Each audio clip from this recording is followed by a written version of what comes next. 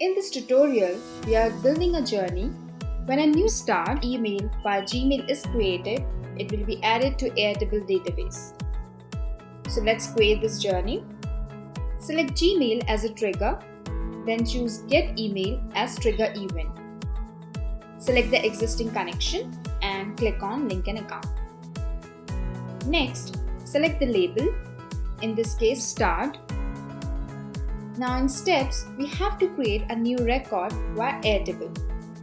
For that, select Airtable. Next, create record as action. Select an existing connection and click on Link an Account. Now, we have to add table specific data. For app ID, click on the link in the description.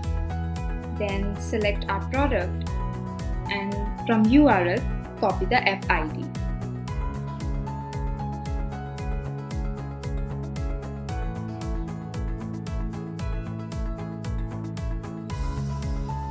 Get the table name from the Airtable.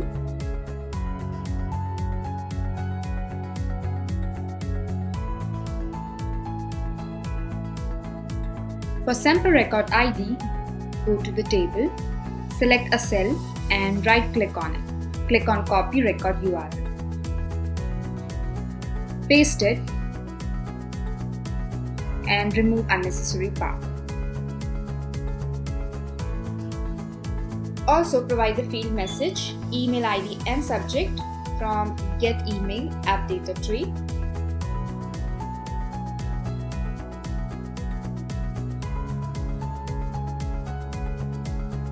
We are now ready with our journey. Click on Save Changes and Start Journey. Now let's check the output. Let's go to Gmail, compose an email, send it, and then mark it as Start.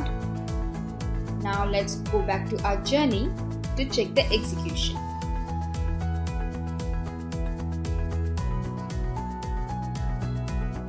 Yes, it is executed successfully. Now go to Airtable Project Tracker.